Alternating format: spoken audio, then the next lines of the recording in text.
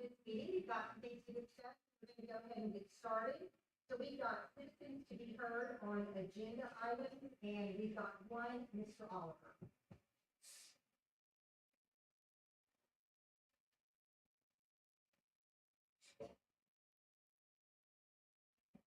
Minute time limit.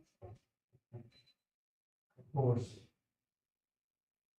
I'd like to say thank you for holding another meeting. Obviously, I wish this was last week. I think that our turnout would have been much better. I'm not sure the citizens here were prepared tonight to come in and discuss all the issues. Otherwise, I might not be the only one speaking. Obviously, there's a lot of concerns that I have about the zoning. And one of them is the fact that my street on my side, all the way down, is mixed use, commercial. Well, I challenge you to go down at least to the first stop sign before the churches, the Methodist church stops, and look at all those houses and see if you really believe that that's the way they need to go.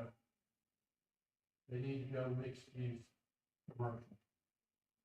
I really don't believe in that. I don't believe that's fair. There's a lot of things about the way this is being done I don't think it's fair. I don't think the citizens of Caldwell are being served correctly by this this zoning. I passed all of you out some information, heard zero back from you again. Every time I do something, I pass you information, and I get no feedback. You told me what you think about me by what you don't do. And all I've got to say is, I'm probably the only one with a bona fides to be up here tonight speaking. And I mean it. I'm really disappointed in this, in the way you handle this. And again, Camden with you at the lead. I don't know where we're going. This is not my city anymore. When I moved here 35 years ago and brought my family here, it was for a quiet city. And the most busiest part of the traffic was Sunday when the churches let out. And I bragged about that to everybody. That's the most traffic I ever see. I don't even recognize my city anymore. It's become so busy out there that no matter what time of the day, there's just so many cars. And I'm looking to retire. And we continue to build more and more and more subdivisions without proper planning. We're talking about now a $15 million sewer system that we're going to need to accommodate all these systems. I understand we probably needed one anyway. We probably not going to need one as large as we're going to have to build now, because you probably should plan for future growth now that you're in the middle of it. But I'm just disappointed at the way you've taken this little town that I used to love and turned it into the big city, which I moved away from. And I'm looking for a quieter place, either that's better managed or that maybe doesn't have so many people. So I will say this to you, that you really have dropped the ball on this. And I know you're going to say, well, it's a pity party, but look, you guys have hurt my feelings. And you want to hurt somebody's feelings, just ignore them. Especially when they know they've got something to add to this city. And that's a wealth of knowledge that people pay good money for. And I'm sorry right now to have to stand up here and say this. This is sad. This is a sad day for me. And Kevin, after 6 months of you coming here, when we had the monument of mismanagement down there start, it was under your watch. And I've watched this city go down ever since. And you say it's going up. Well, I say, in my opinion, from a small town person raising his family here, this is not the city I moved to. This is not the city I wanted. And if I'd known it was going to go this direction, I would have moved farther out. I really would have. And that's really all I have to say.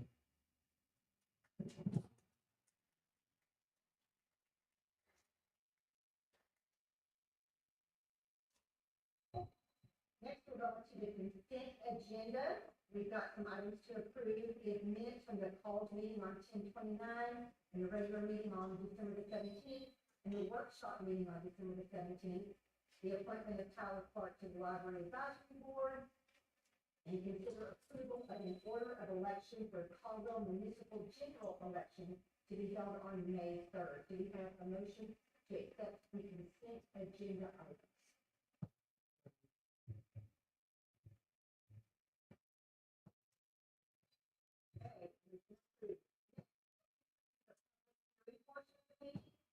Notice is hereby given that the City Council of the City of Caldwell, Burleson County, Texas, will convene in a public hearing on building code ordinance.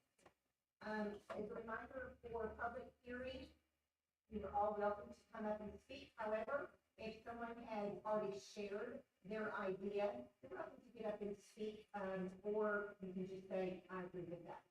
So now we're going to start with the building code ordinance number 121/2025, an ordinance to update the building codes to the most recent editions of the International Construction Code and National Electrical Code, to adapt each code to the local context and standard construction procedures for the region, and to provide a severability clause. Good evening, Mayor and Council.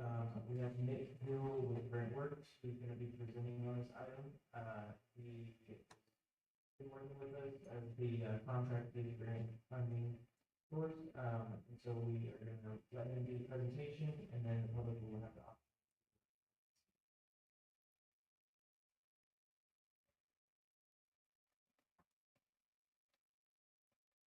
It's good, okay.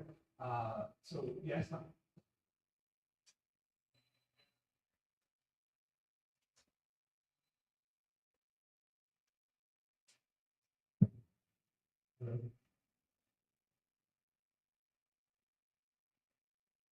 Try this one. Oh, there we go.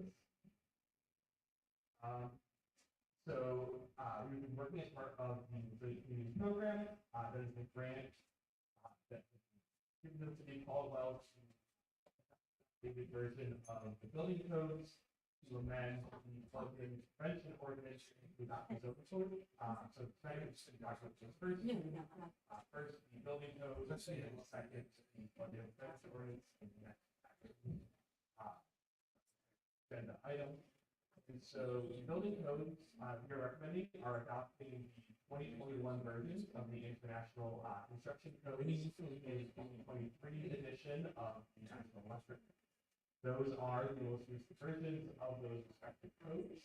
And there are various amendments included to adjust these codes to local needs, adjustments to local context, and to adjust them to standard construction procedures for this area of Texas, specifically. These building codes will serve an important role in ensuring that Caldwell structures and residents who live within those structures are protected, and are purchasing homes and living homes that are held to the highest safety standard. And it also is recommended to the comprehensive plan that really is Caldwell. And so updated and modernized building codes are strong. You're very welcome. Neighborhoods and maintaining high quality. And how our U.S. residents will benefit from this action. So the new building code, as I mentioned, need higher safety standards, ensuring that homes are held to higher safety standards. The also rating the city's ISO rating, so we may get lower insurance premiums, and new building codes have exciting tax structures and residents from national disasters are will not be currency in this area. So now the motion before council tonight is to adopt updates or the building codes and the respective and alternative comment.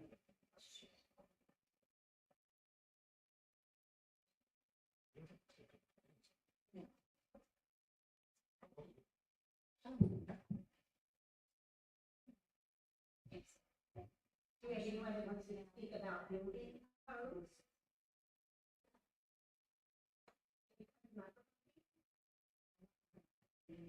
For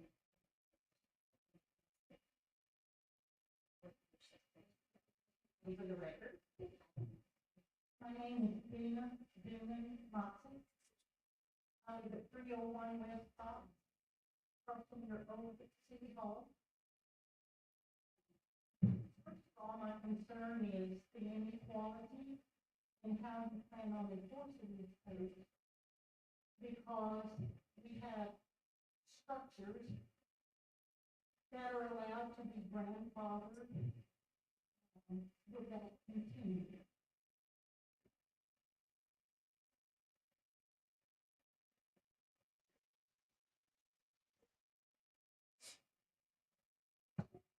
Here's a what?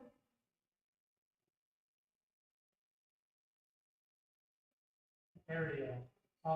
So yes, ma'am, existing structures, and even if you were to do like an addition on an existing house, you know, if the structural components don't meet current standards, as long as they're in good condition and they're not being messed with, or, you know, they're not broken or anything like that, they're allowed to exist as is. And that's written in the code. I appreciate that. Yes, What concerns me is how we enforce these, what appears to be unequally across the city. If we know Joe Blow and we like him, then when his relatives take over, we just allow it to go on. We don't, try to make it better or improve it. And so that's kind of a weak stance that you just presented, because when I became a state farm agent and moved into a building 40 years ago, I was made to repair according to the electrical code. Okay? Yes, ma'am. Which I did, and it had to be a licensed electrician That's correct. that was on the list with the city. So you see, that's why the inequality is a concern of mine. When my daughter-in-law was with this daycare, Kid Zone, she was held to a higher standard. But some ownerships are treated differently. And I would like to have a way that you could assure us that this code that sounds so good on paper, you're prepared to enforce, like Tom Selleck would say, in small towns. Because that inequality prevails. When Hatley was here, inequality did not prevail. He went after whatever didn't look good. I rid of it and tried. I don't have that confidence in my city council to know every one of you, you two, you're kind of baby. The rest of us crap. And I know that they're here in Caldwell because they love Caldwell. And all I ask is that regardless of race, creed, color, or religion, you treat us the same. And that is not the case. I have witnessed it personally. So, again, who is the inspector? Deputy, ma'am. And you will be able to have enough massa to enforce this? Yes, ma'am. Yes, ma'am. I was an inspector for not a long time, but 6 years before this, so. And where was that? That was in College Station, ma'am. Oh, I'm proud to say, when I remodeled the office, I had one of the toughest inspectors, and he couldn't find but 3 things wrong with it. A GFI plug, a slam on the door, and, a labeled electrical outlet. Yes, So we expect that performance from you. absolutely. You are paid, correct? That's what. When things exist, they're not being remodeled, then as long as they meet the code that the year that they were installed, then they're allowed to continue to exist. Even if, further codes have come in that say that that way is not allowed anymore. There is a property maintenance code that does set some boundaries for existing properties that are not being remodeled. So that essentially holds a homeowner or a business owner or property owner liable when their property is set to a certain standard. And so, yes, we can even go into, not go into without proper, of course, places remodel and go, okay, well, this doesn't meet the property maintenance, so you have to uphold at least this minimum standard for electrical safety, or plumbing safety, or structural safety, and so, And if they come on a weekend and they have work done, which I have observed, yes, ma'am. they have no, permit, which most of us are required to pay for. Yes. do, who should we report that to? Okay, and at what point does the ownership make a difference in that code? No, So if my daddy wanted to have X, Y, Z, and then I took it over, I could grandfather with him? yes, ma'am, it's, whether there's things that are wrong, or whether everything's right, yeah, we would be associated with that.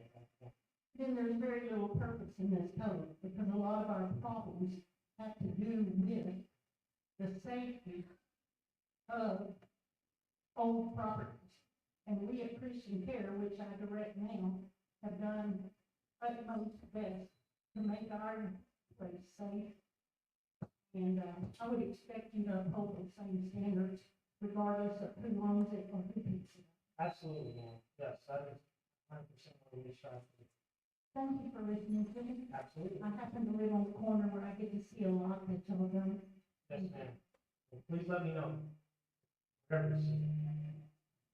Thank you.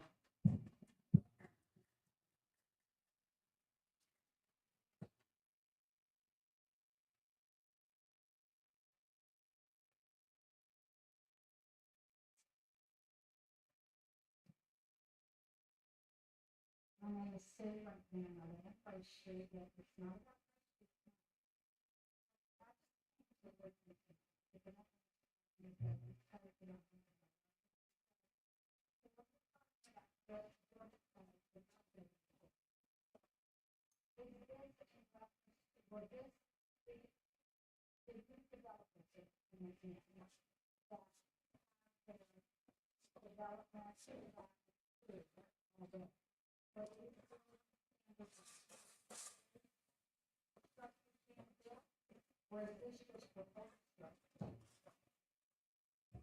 So any structure that has not been permitted and approved by the city would have to comply with the new standards once they're approved.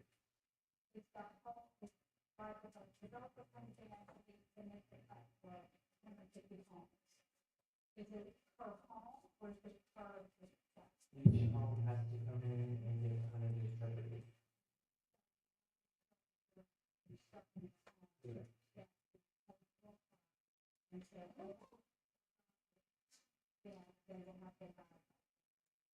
Yes, ma'am.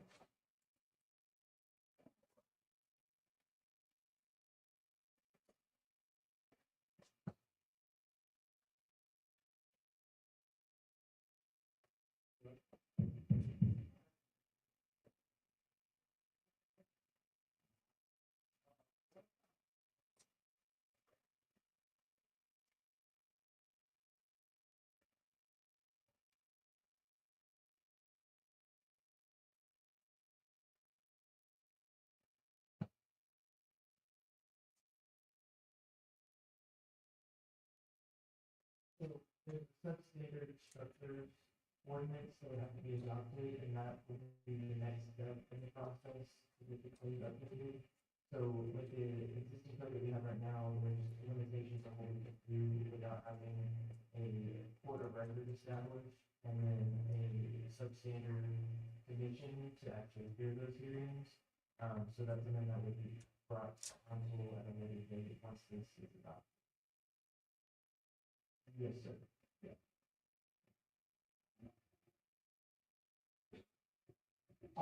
Sir, just one more thing.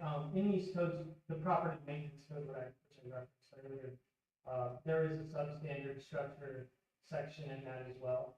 And so we currently have the property maintenance code adopted, we just have the 2018 version adopted. And now we're adopting the next code cycle of it. So there's very little change in that property maintenance code from 2018 to 2021. So, we do have that. And yes, sir.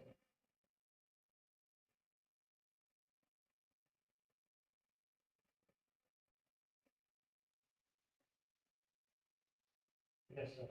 Yes, sir.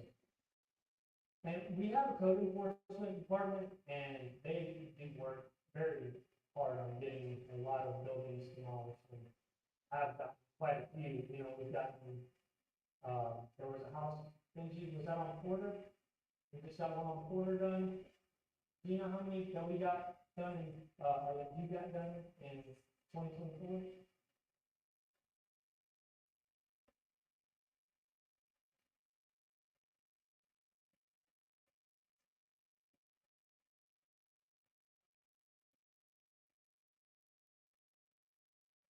Yeah, so there's definitely still,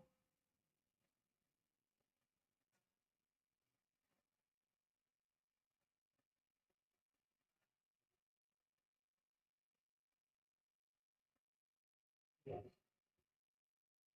Mr. Cook, there's a house over there on the side street, not a Walmart. Been a thorn of contention for a lot of citizens in this community.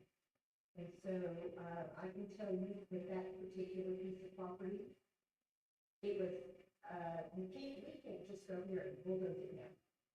So, between Benji and, lawyers and property owners, we are now headed to court over that piece of property. So, it's been years in process to try to get that one particular house demolished. And so, anyway, we can't just go tear houses down. You've got to find property owners and get them to comply and declare the structure unsafe or unlivable. I mean, it's just a process. And anyway, just wanted you to understand that particular process.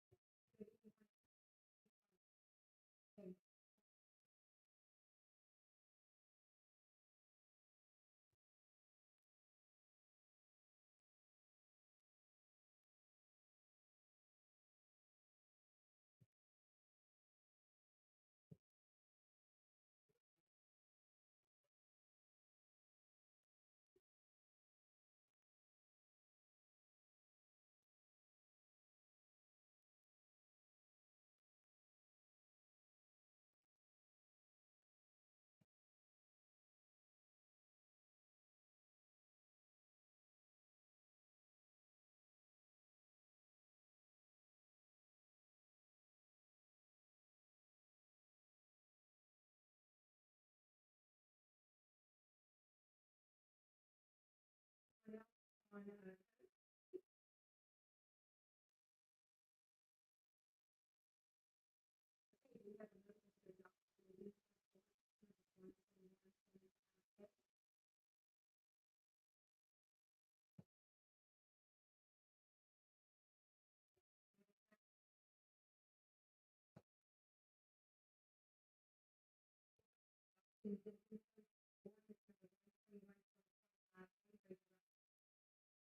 then opposed,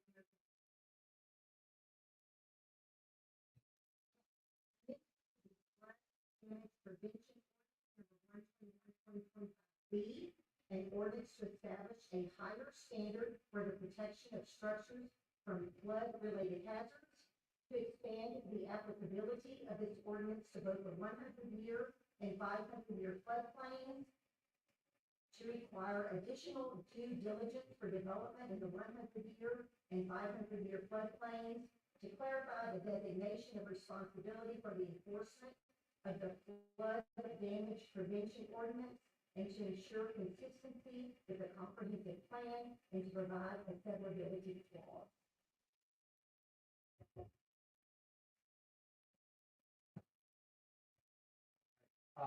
So roughly a very similar presentation to what I just did. So again, as the second three parts of the RCP grant, we are recommending the adoption of some amendments to the existing flood damage prevention ordinance. The grant stipulates two things specifically. The first is that the ordinance has to follow one of the model ordinances provided by FEMA that is relevant to the conditions of Caldwell.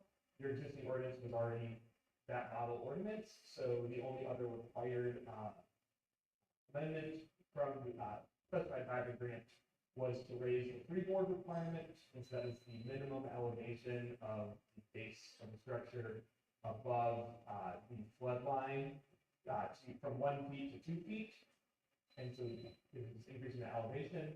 But we also took this opportunity to increase the standards just generally to make sure that standard structures are protected and that residents are further protected. So we expanded this ordinance to cover the 100-year and 500-year floodplains. We added some provisions to offer the designation of individual aside from the city administrator as the floodplain administrator, just to make this ordinance easier to enforce. And we heightened some additional standards for the prevention of flood-related damage. And so again, really the intention behind this is to protect your structures, protect your homes, and to ultimately protect you. That is the most important thing at the end of the day. And then again, there is a very strong connection between these updates and the comprehensive plan. Specifically, the comprehensive plan singles out floodplain protection and floodplain development restrictions as important aspects of protecting residents and ensuring that Caldwell is coexisting with the natural floodplain function.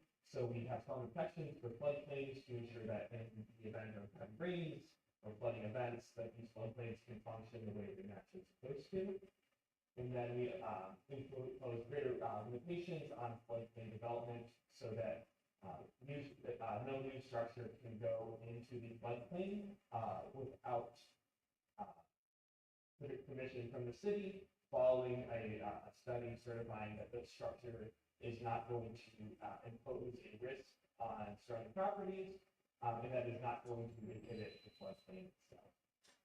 And so, again, these amendments will benefit residents, especially through these higher safety standards, but also if floodplains are allowed to function as they're supposed to, there's a lower risk of flooding events, typically flooding expanding beyond those floodplains.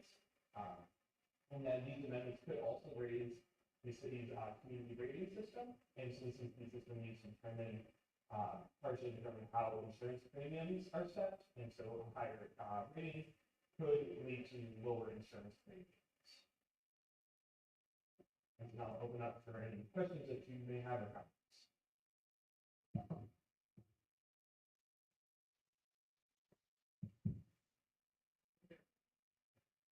Floodplains.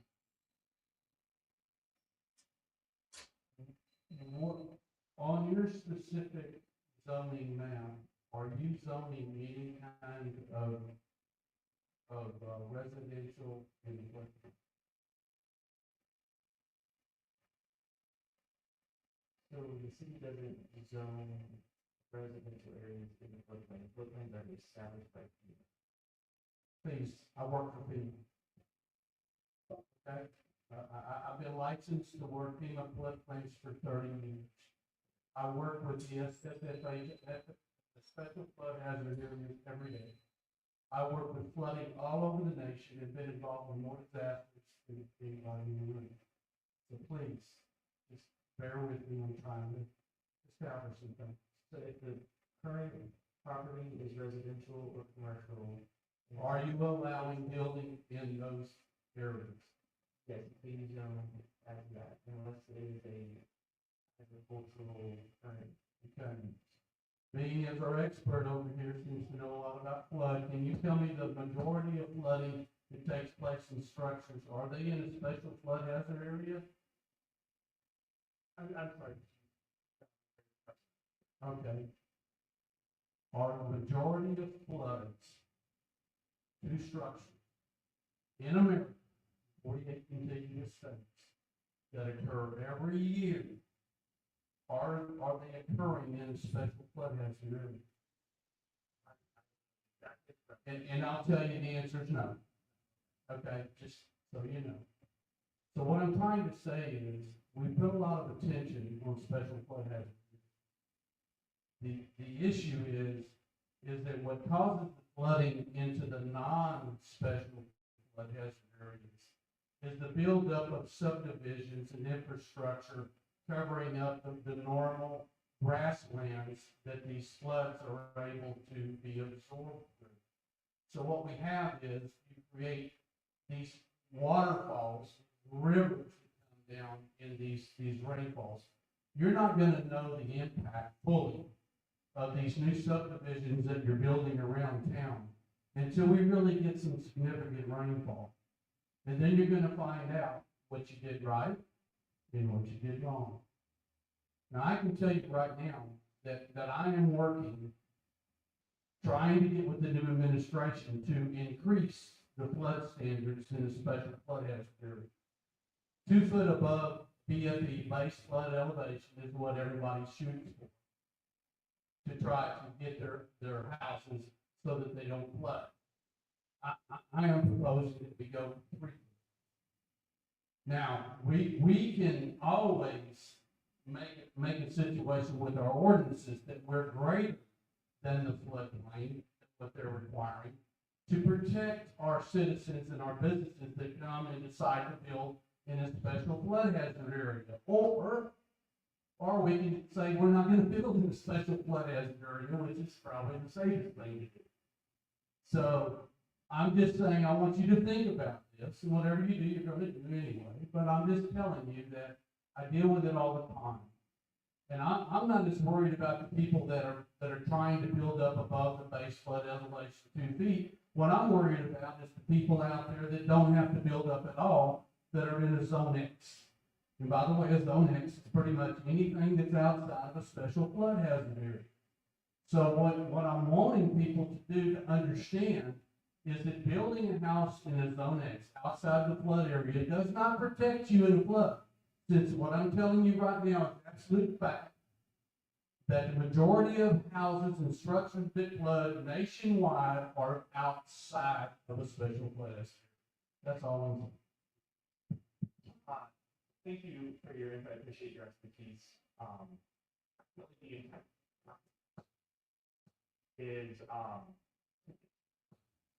development in the floodplain so that there's nothing preventing them from functioning the way they're supposed to.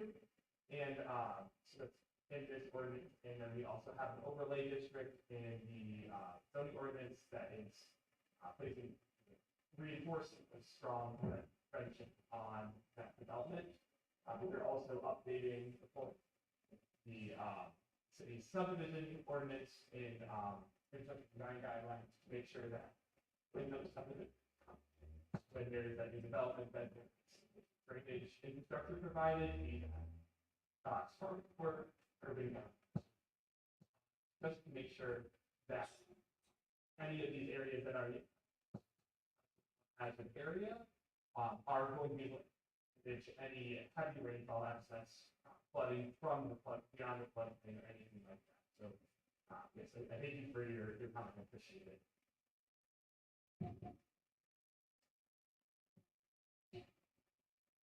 Anybody else about flood damage prevention?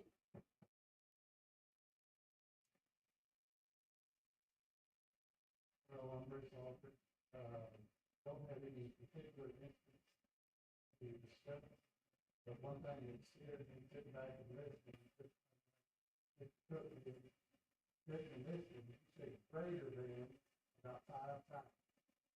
And to me, that means more government bureaucracy. And I am not for a whole lot of government bureaucracy. If the proposals or what's good for the rest of the country, like it's Caldwell, a population of 5,000 people, have to be greater than what's in Houston or Dallas or San Antonio. I'm not saying on an individual basis, but when you say greater than about 5 times, to me, that meant bureaucracy. And that's all I have to say. Thank you.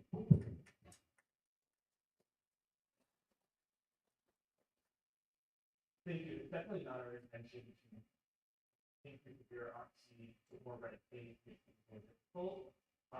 When I say greater than, what these changes are doing is payday changes that are in the works at FEMA. So FEMA is slowly pushing towards greater and greater restrictions. And so as those are being worked out, for example,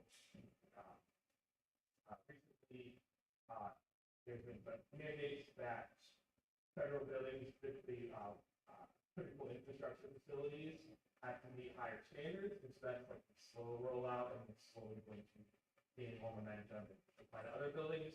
So this is ideally trying to get ahead of those and anticipate some of those things that are coming up. Sure.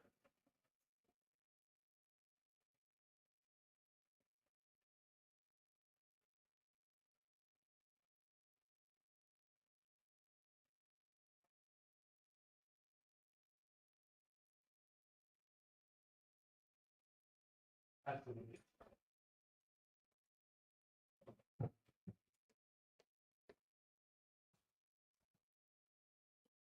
And just right outside of city limits, but there's a zone, subdivision to be done right behind my backyard.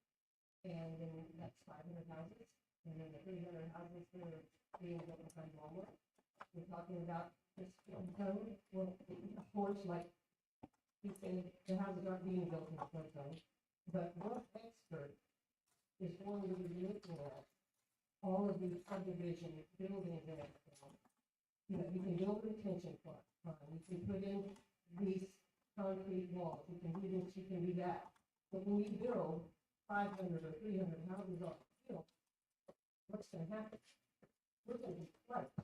And half of my back of my property is gonna be flooded. How many times a year? How many times is Walmart and Butcher Brothers gonna be flooded from rain coming down and water coming off of those hills? Who is the expert that's gonna make sure that these contractors, these subdivision plats, and these folks do the proper thing? Because after it's built and done, it's too late.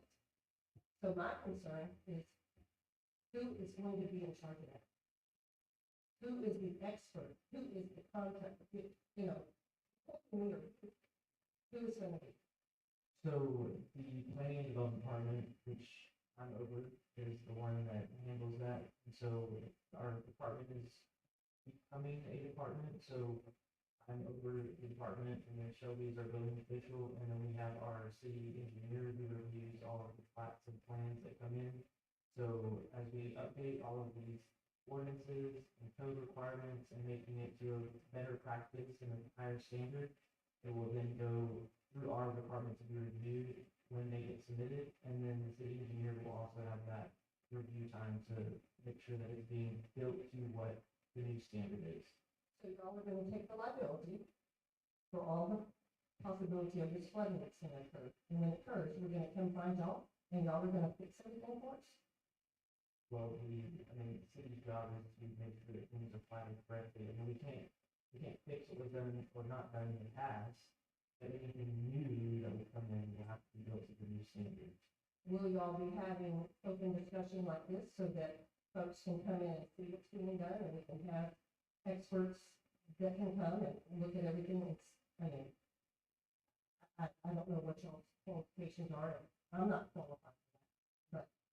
But if I'm doing something, I want to really have somebody that's gonna guarantee it.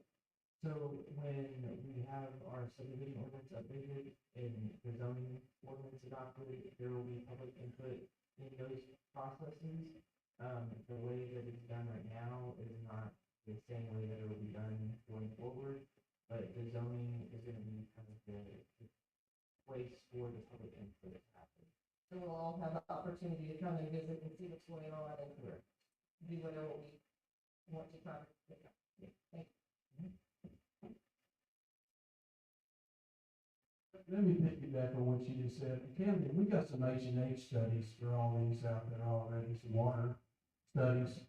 You pay for engineers to come in and do H&H studies on these subdivisions to figure out how much you're gonna need in culvert size and to expand the ditches to handle this water, right? Do you have them in hand before you issue the permit? Okay, so they're available for public viewing? Okay, so Betty, I think he's got some. Could you bring those maybe to the next meeting? I'd like to see those myself. Thank you.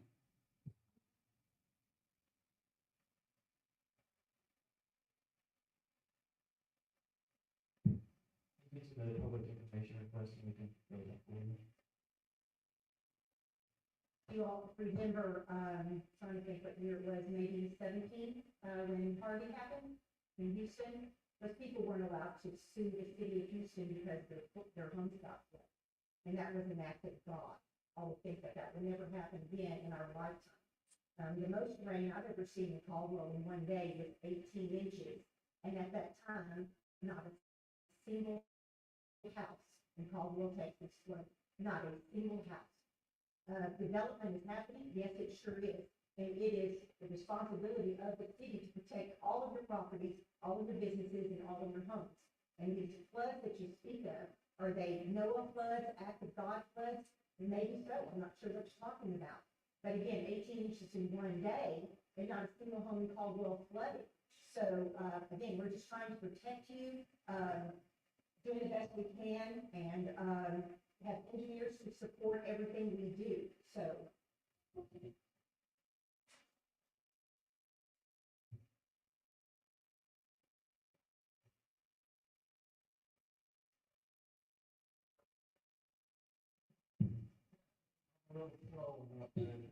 Maybe my wife 6.5 years before I after marriage, so I am still.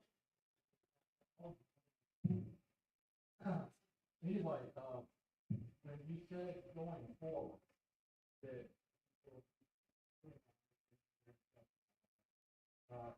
has that type of engineering, the flood plans and all that been done, like in the expansion of Edmond Hill, in the expansion behind Walmart, they had, what, 300 homes out there on north side of the rest of town. Has that already been? Yes, sir. So the current standards, we do have those in place. There is not a to the higher standard that is now being used for best practices. And so by doing all of these updates and getting ordinances updated, it's getting our ordinances to a higher standard so that we will have better protection. Well, what about these expensive items? Last city council, did y'all, ready to go ahead and let the, developers that they build our land to, put the, street through the Hill subdivision? These had a whole lot more water coming off, but they were to the lower standard back in 2018, not to the higher standard. So that going forward is great. I was just wondering about if the developers that they build, the developers that are going to have 146 more homes coming to Walmart, were going to be operating as a domestic. No, so the standard that we have right now is what they're following because those have already been brought forward for approval. So they're following the current standard that we have. But They since- all follow. They must have been, they must have done the engineering to the current standard. Yes. But will they have to upgrade it, if you have upgrade what they might start building now? No, because, This standard.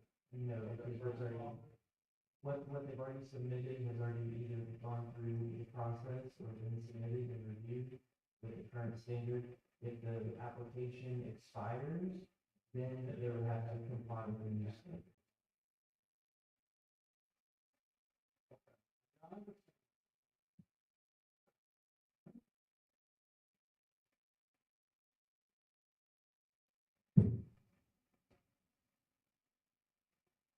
Anyone want to speak on the flood damage prevention ordinance?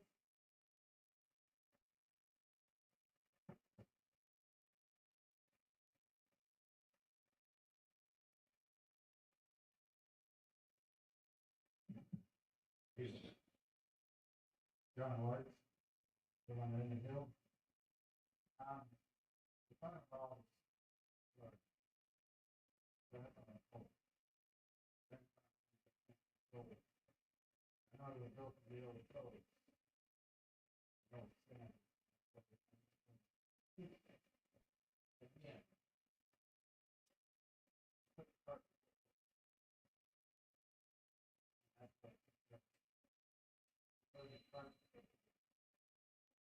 Doing it.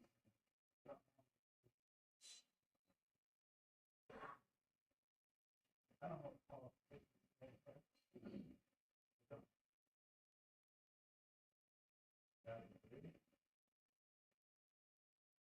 What, 6 years doing inspections and public safety?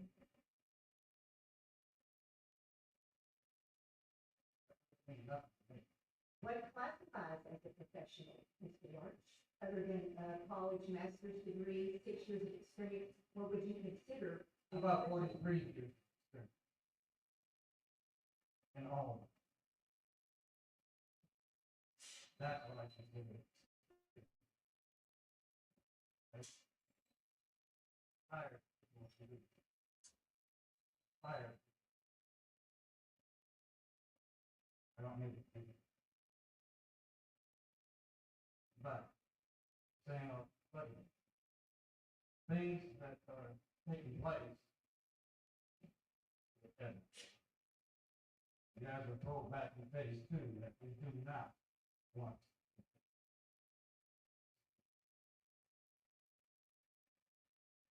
No, it's not a big deal. But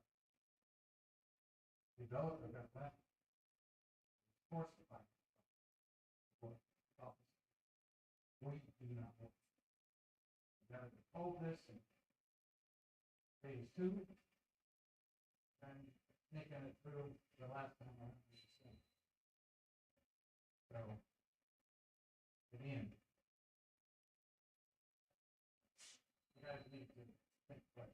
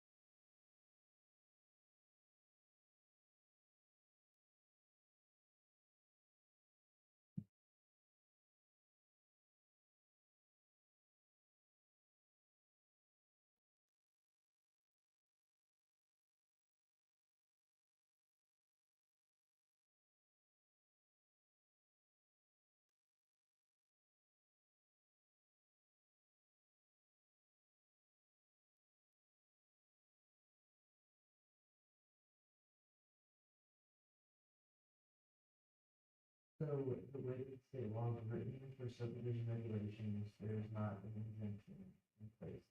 If the plat that is presented to the council that has been reviewed by city staff meets all the current code requirements, then the council has to approve it.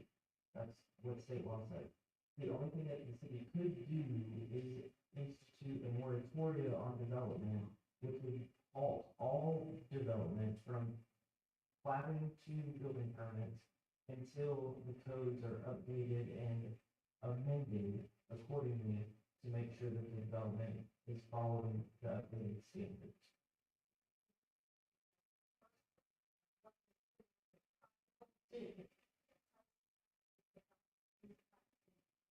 The plats, so the city could adopt a moratorium on development, which would halt all development from what has either, already, if it's already been approved or if it's in the process, that would still continue.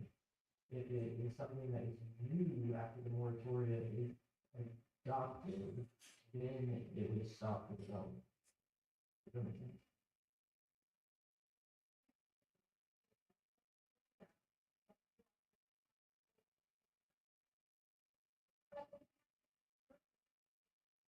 So,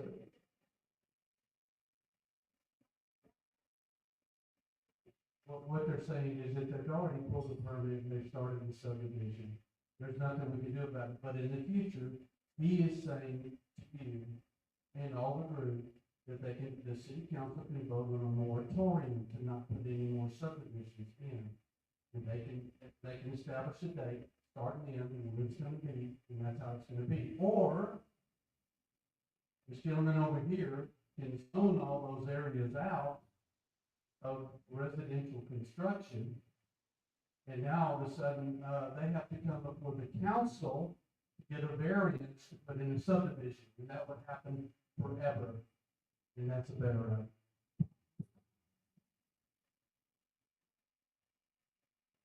Asking for what you all think. Stop, me,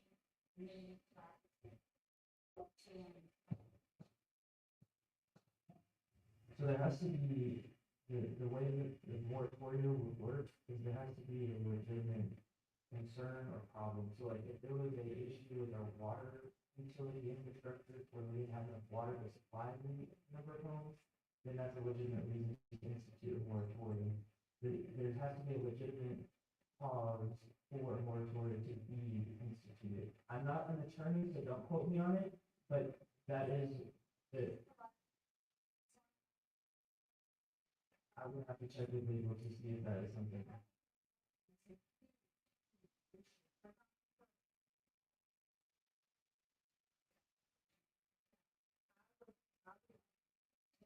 You all should look at that and see if that will help flooding for this new subdivision, so that would be looked at.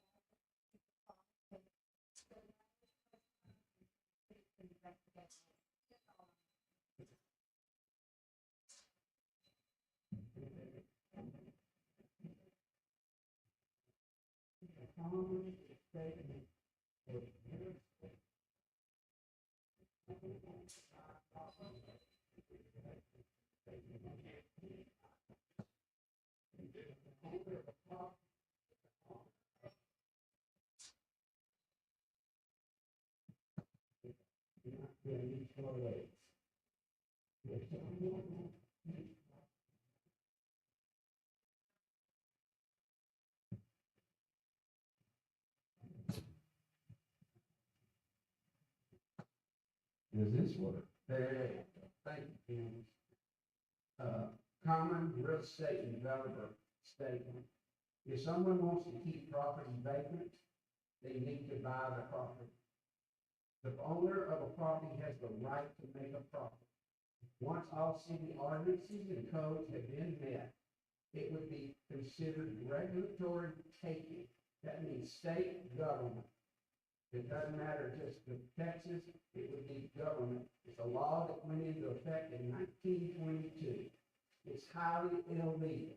Now, the developer is already can come to you and say, okay, if you're willing to compensate me for what I'm gonna be able to make, and you wanna put that money up, and he accepts it, you can keep that. But once the ordinances and codes are done, the state of Texas says that we must approve. Now, I think the developer for Whitetail is wanting to meet with the, people that all on Ray Street, or is that right, Forrest? Or the people that signed it are wanting to talk about that subdivision? Yes, sir. Okay. So he's willing to talk with those people. So that was put off. So we're sending out one more letter that we had to, because the meeting was canceled on the 21st. And when is the next meeting? February 18th. And we'll be talking zoning again with that same issue. But this will be the fourth letter. It started back in August. So people saying they haven't had time to talk, that's not true. And yes, I am always looking to try to make things better. So anyway, we cannot regulatory taking people's property. I agree 100%. And if I had to but I don't have the money. I can't stop it.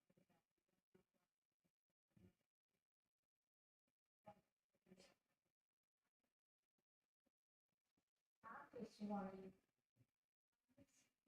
I'm really hard to, we do have a committee scheduled, it's scheduled for this Saturday. And they get the developer, and I'm excited about it, we can all talk together and share. And Sunday. And like I said, I'm not here to follow or to. I'm here just to see, I think we do have issues, and I think that's a sewer issue. And that's a whole other thing, but I really.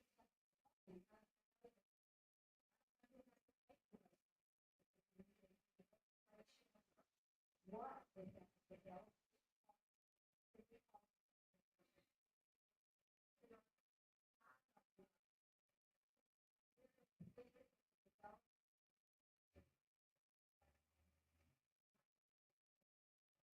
If anyone would like to meet with me to learn more about the overall development process, I'm happy to schedule a meeting with you to teach you about the process. It is a long and in-depth process, so it would take too long to present to you.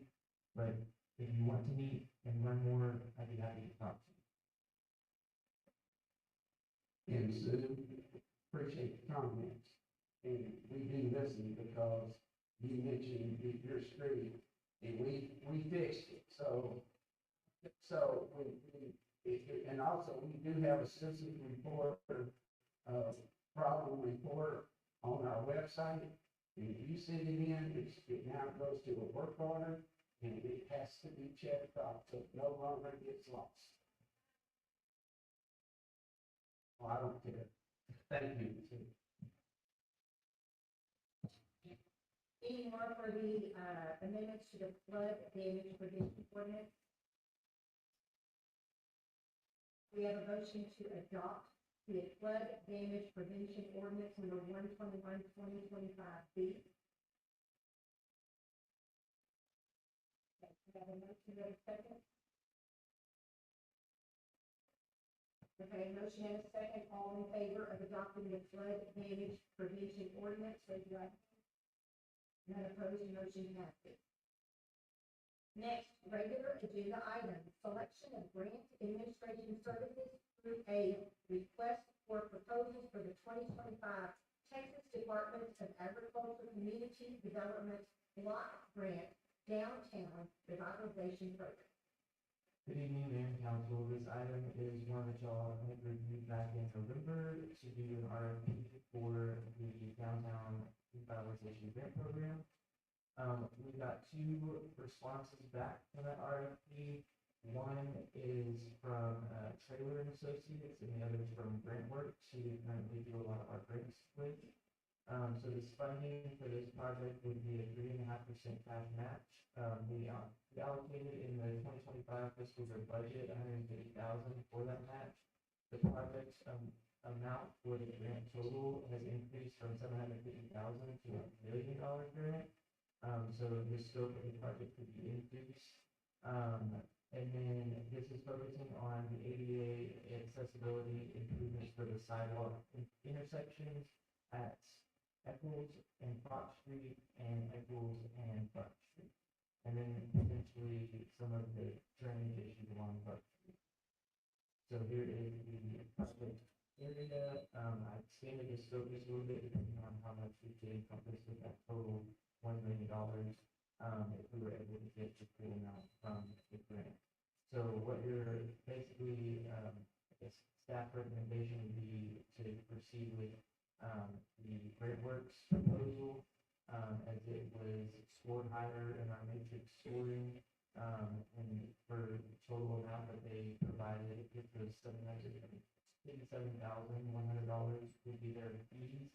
And so that was based on the total grant amount being increased to the $1 million. Question. In this part of the Main Street recommendation, fixing the sidewalks, Yeah, this would be part of our overall street project, program for the work plan for 2025.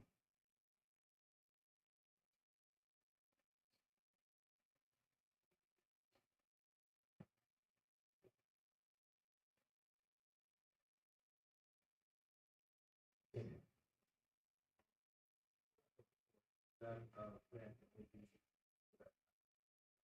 Yeah, so it has to be in the downtown area, it has to be related to, downtown infrastructure improvement. So it could relate to water, sewer, drainage, anything like that. But the focus is ADA accessibility since our sidewalks don't have the proper ADA.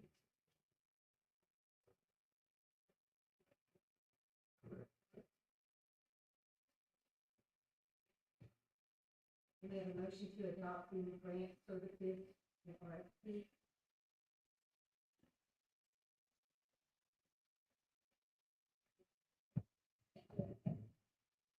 Motion and a second, all in favor, raise your right hand. None opposed, motion passed. Next, the variance request for a side setback requirement to accommodate a carport at 404 North Broadway Street submitted by Raimundo Caldwell.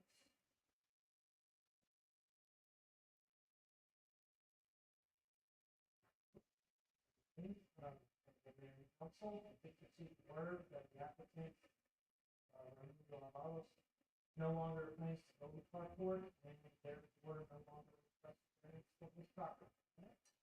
Is there Next item, award a bid for drainage improvements on Temple Street.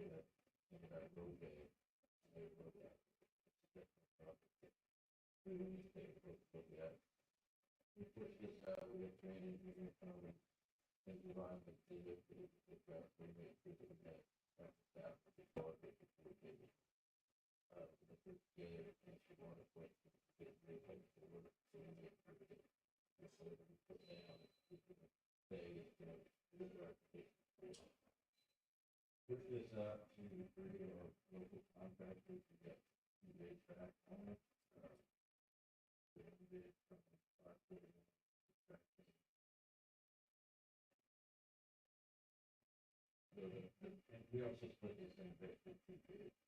So the base bid is the current driveway in place right now. So we've got a concrete line, entire drainage mason from Caldwell. Get back to, first drainage. So we did the base bid and all.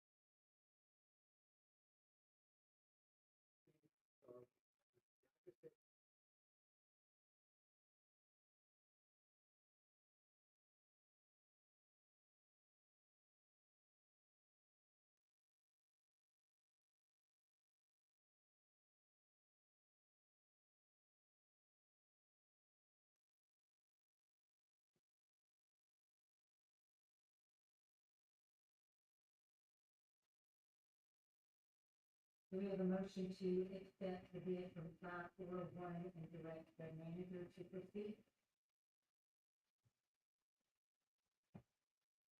That's the name of the company. Do we have a second? All in favor of awarding?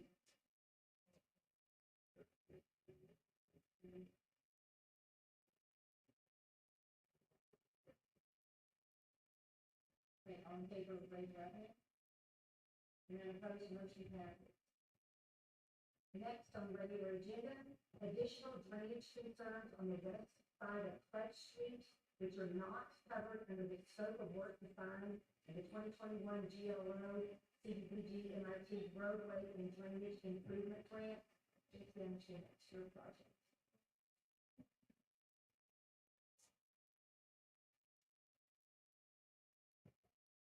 Well, I think about the part of the city. If you notice that, we're gonna get off the, road and drainage. So, there's a lot of construction being done, and there's a section of drainage on the west end of it that's not gonna tie in. That, so we're looking for some alternatives where there's a lot of discussion to, maybe direct the administrator to look at some opportunities in here. Where we're going to be here. You know, this project is big because of the drainage restriction. And this is not, I think it's kind of, it's not a natural flow. It is a man-made flow. Cut out like City Caldwell to have the water drain through there to get it out. It's where the erosion, private property can, and other property.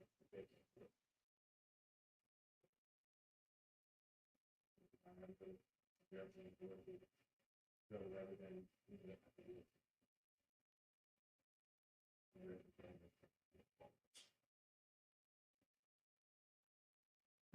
Any comments?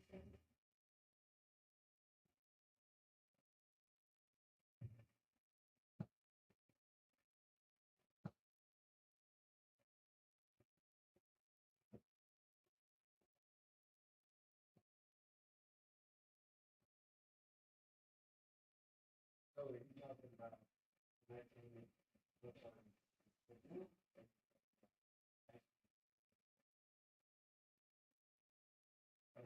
so originally I asked the county city, so originally time is the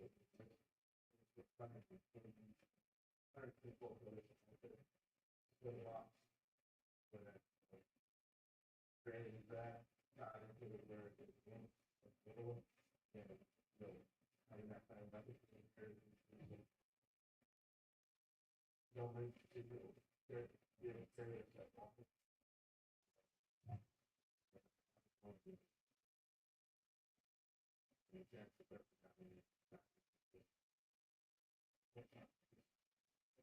Well, I mean, the project itself, you know, you got everything that it's something like the data and, you know, the long run of the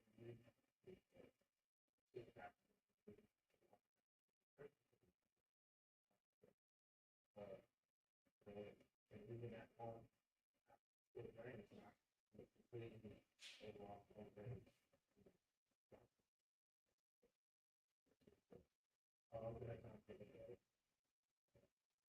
Yeah, I know it.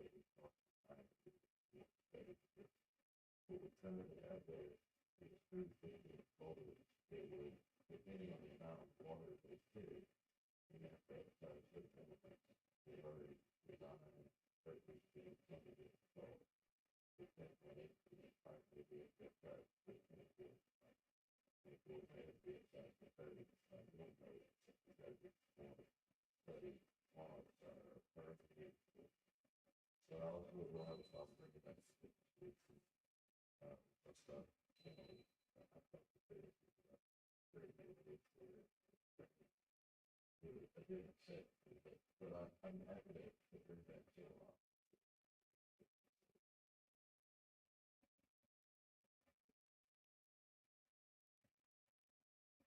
But it wasn't, this is not saying that it is.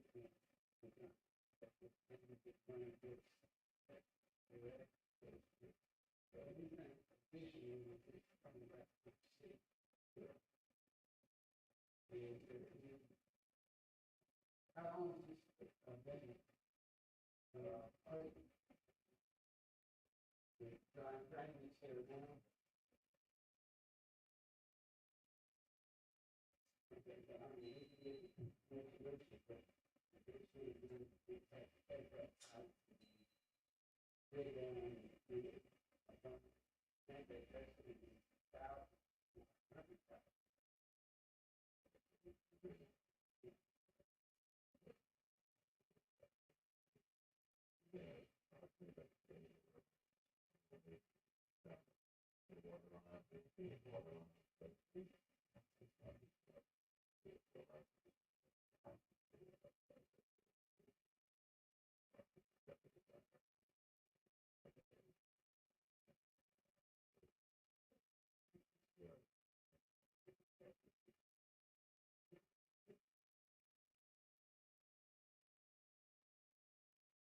We have a motion to direct, the city manager to look into solutions for this project.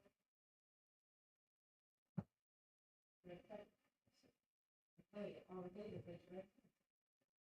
Motion passes. Next, Department of Community Reports.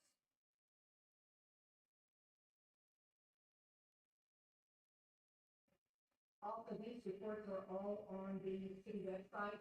That's why they're not shared with you tonight, it's locked in print. So, again, this information is available for you to see all the time.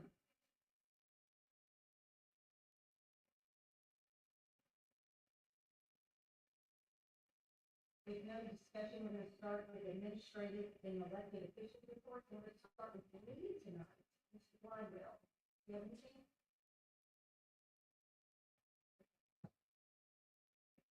Anything? I would like to thank the city of Caldwell for preparing our community for the freeze and understanding no one lost power. We had running water.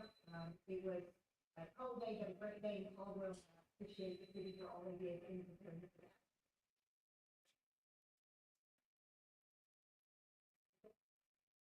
Mr. Cole?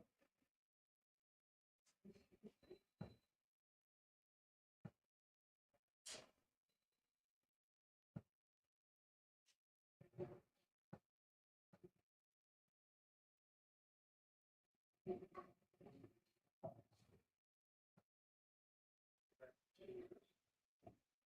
follow this things the city's been doing. And I won't be able to start pushing this out there because I think we're not going to be living just like we're not doing anything, and that's not the case. So I'm gonna start off that we have, as y'all may have already heard, it's been a paper, so you can see, the ordinance law that John Hill was there for the park. And then we show you see the monthly check, and then we was talking about some of the improvements in the workshop later on. We have right now around $275,000. To make improvements to the park. All that must go to the park. All city employees have uniforms. I don't know if you've seen them, they have the name, they have the city of Caldwell logo, they have safety jackets. They are proud of it. The culture is changing. We've got a workforce that is trying to make a difference. Don't see stuff lying on the street anymore. The bins are picked up, trash is being picked up. We have a new front loader trash truck that started last part of 2024. I went out the road with Brandon Telshaw the other morning at 4:00 in the morning. And I watched the operation of it. It saved about an hour to 2 hours plus. We were able to take 2 men off of that truck, off the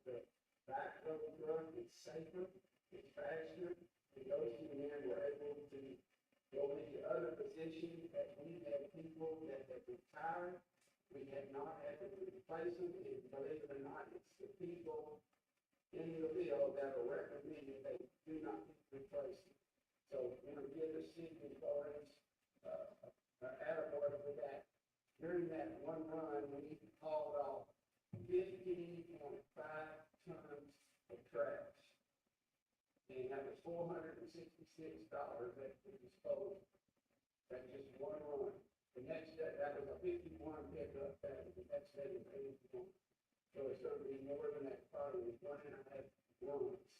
So that part is, that is helped, not only safety, but efficiency. Red Street, as we talked about, as we devour, that most of it is in front of this house. All the, work is in full swing right now. They're in the process of making all the drains and sewer, housing, catch basins. A lot of work there. Hardy Street, the drainage, that's going across the street. It is right now, all the piping has been put in, now they're pouring the catch basins and gutters. So that's another project. It's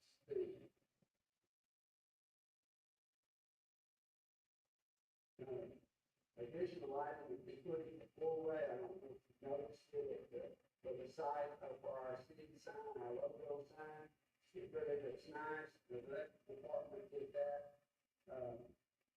The city is in the process of installing, some light poles at the non-Ferris baseball field, each part of their acreage, they donated the poles, so we can have lights going in there.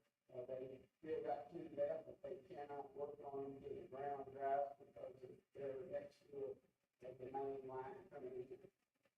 I don't know if you've heard of Kathleen property for rent or to be bought. They are not coming to Caldwell. Temple Street, we talked about tonight. Communication equipment, two communication base stations. Equipment have been installed, as Camden mentioned, back in the December meeting for our new, automated water meters. In fact, right now, they're testing 8 to 10 to see how it goes.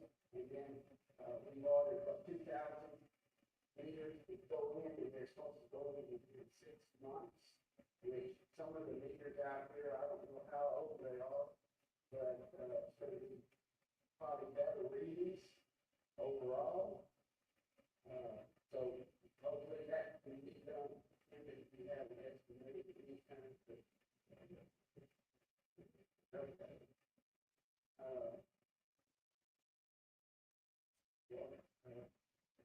We're going to be talking, like I said, about, and we need the water well in the park. I don't know if you got that out there, but the ponds, the back part and the front part are really low, but we didn't have enough rain. And we've got to keep that because, Texas Parks and Wildlife stocked it, and we also have ducks. Bank Street, Bank Street survey crew is installed right away in steel line fencing with 3-foot wooden stakes. Atkins is in the process of putting in a few more lines. Is that correct? You know? Okay. And they were told they didn't have to, and then now the state came back and said so once again. There's been surveying, and you may have seen surveying on Highway 21 and 36 in the last several weeks, and that is for the sidewalk project, Forrest, can you help on that? Yes, sir. That's for the sidewalk improvement for pedestrian safety and crossings. And that's it for this, one more.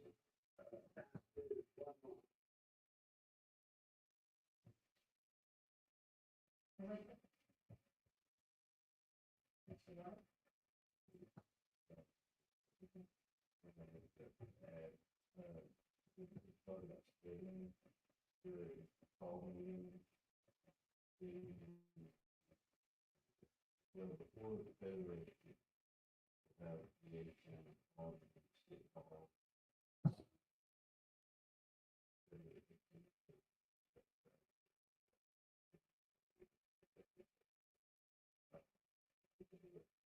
Okay,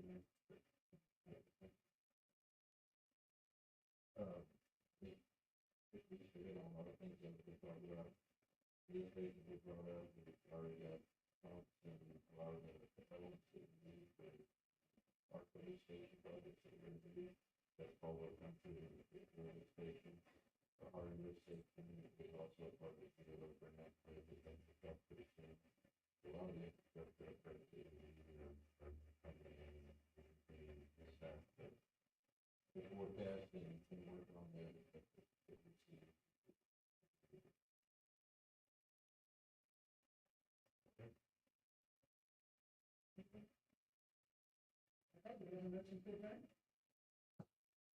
Any second? Thank you all.